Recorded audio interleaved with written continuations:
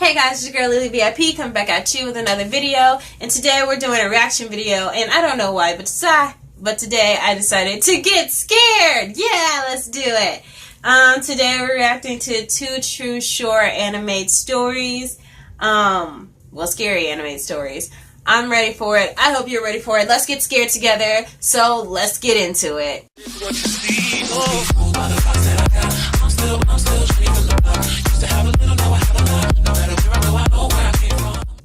To add a bit of backstory, I was an active duty Marine a year prior to this story happening. Granted, we're trained to take lives and deploy to other countries to fight.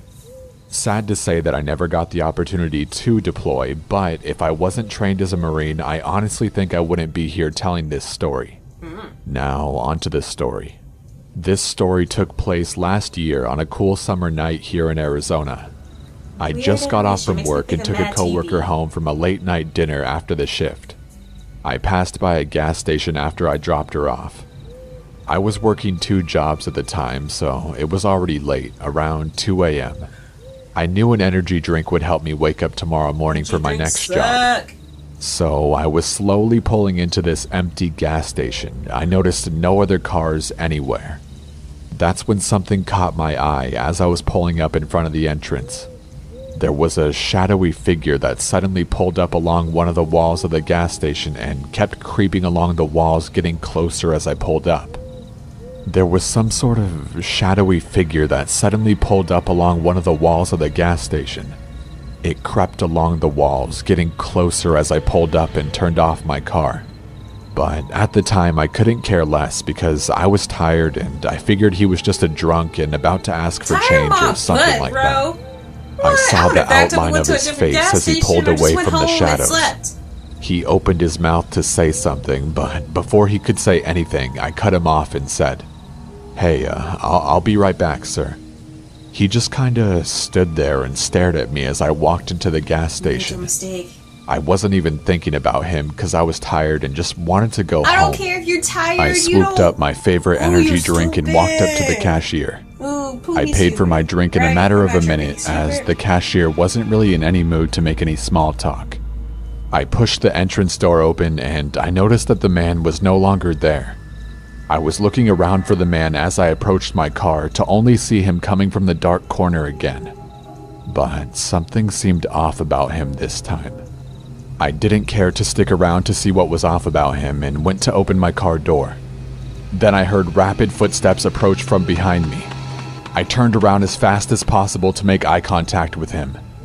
He was just staring at me less than an arm's reach away. Every option suddenly ran through my head, screaming at me to just get in the damn car and slam the door.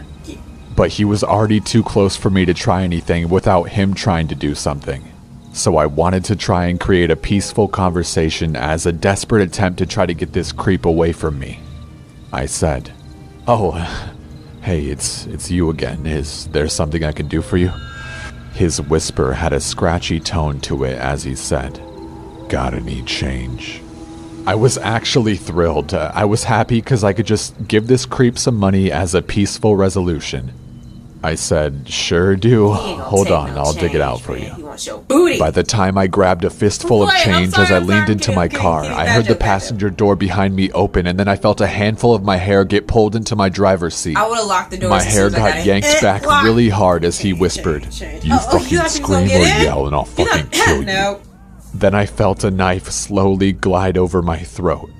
He then whispered, "Understand." I carefully nodded up and down. He then replied, "Now we're going to New Mexico. Don't do anything stupid or I'll cover your car's interior with your blood." At the time I was thinking, fuck, this can't be fucking real. So I had to think and relax. That's one thing my commanding officer said in the Corps. The key to victory is a clear conscience and a cool head. So I asked him, "Okay, how are we doing this? You just gonna give me directions?" I then felt his grip on my hair loosen. "Good, smart kid. I hate when they beg me to let them go. Now use your GPS or whatever." His knife was still gently pressed up against 70% or so of my throat.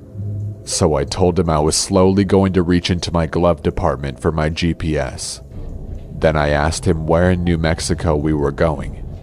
He laughed and told me to just shut up and drive. Why was he laughing now? This guy was a complete psycho. I was there driving and praying in my head for a chance to open where I would be able to fight back. I could tell that his knife was starting to get loose around my neck for every 5 minutes or so that I drove. The knife at the start of this drive was at about 70%, but now it was at around 50%.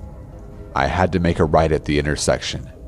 Finally, I saw an opportunity. I saw this Ford Ranger pickup truck coming down the road I was supposed to join on. In my head, I asked myself, do you really want to die a coward? Then, as I saw the Ford Ranger approach at a rapid rate, I pressed all the way down on the gas pedal. Then, boom. All I remember from all the commotion is the guy leaning back as I slid my hand under his wrist of the hand that was carrying the knife and pinned it against the steering wheel of my car. I can hear the horn blaring, attracting more attention. He let go of the knife and ran out of the car as the intersection made itself known to me again as my surroundings were no longer blurry. I wanted to run after him, but the driver of the Ford Ranger grabbed me and said, "Hey, what the hell happened? Do you have insurance?" I was trying to push through the guy to catch that fucking coward, but the only words that escaped my mouth were, "Don't let him get away!"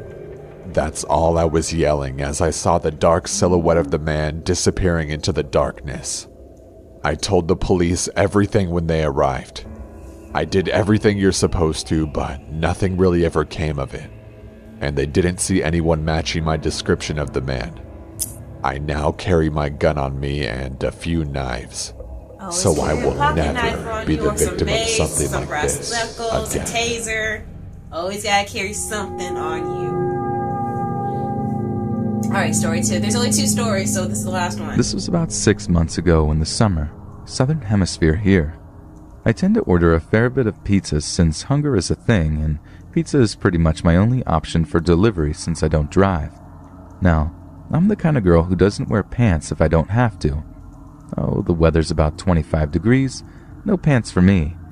I have one pair of shorts that I love to wear, but only around the house. So obviously I put those on as I'm expecting a pizza delivery and can't exactly open the door pantless. I open the door, accept the pizza, and begin eating my dinner by the television.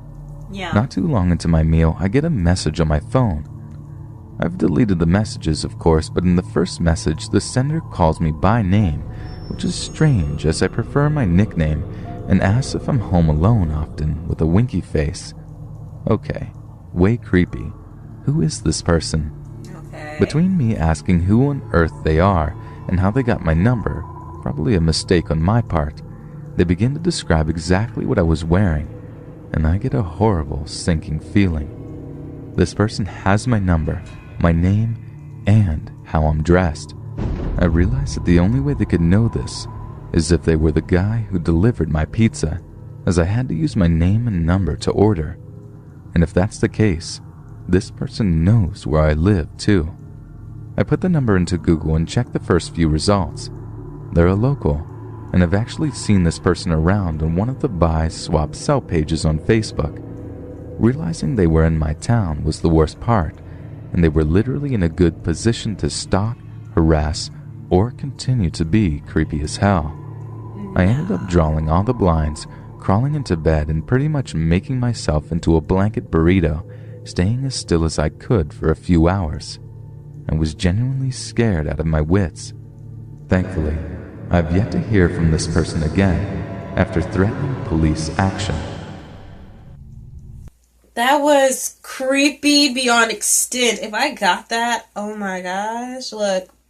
They stalking me, they're gonna see me do some crazy stuff. I'll start sharpening knives, like loading guns, just so they know, mess with me, you gonna die. I'm not the type of person to be playing with my life, okay? I love my life. I love how it's going right now. I ain't trying to make no attempts. Come at me if you want. You get stabbed. Bet you that. Bet you that. You get stabbed real quick, okay? I like these scary stories. I hope you guys enjoyed it. I hope you guys enjoy watching this with me. I hope you guys give this video a big old thumbs up. Don't worry, I'll wait. We ain't doing much, trying to have a good time. Got 4 bad bitches, man, the pleasure's all mine. Girls kissing girls, best believe they all fine. Girls kissing girls, best believe they all fine, nigga. Alright, I trust that you did it. Now, go ahead and comment down below what you guys would have done in these situations. And also, don't forget to hit me up with reaction requests or video requests. Don't forget to hit me up on my social media. On my Instagram, you can find me at Lele VIP. And on Twitter, you can find me at Lele VIP. Also, we're at 90 subscribers, so we can almost get there to 100. We just got a few days. All I need is 10 subscribers. We can do it. I trust in you guys, my big gang, and my future YouTubers. Let's do it. Let's get them out there. Go ahead and like, comment, share, and subscribe. Don't forget to get your girl exposed out there. Just share everywhere. I love all of you guys, and I'll see you guys in the next video. That was it. Zoop. Bye. When you're alone, life can be a little rough. It makes you feel like you're 3 foot tall. When it's just you, well, times can be tough. When there's no one there to catch or fall. 3 foot tall. Like you're 3 foot tall. 3 foot tall.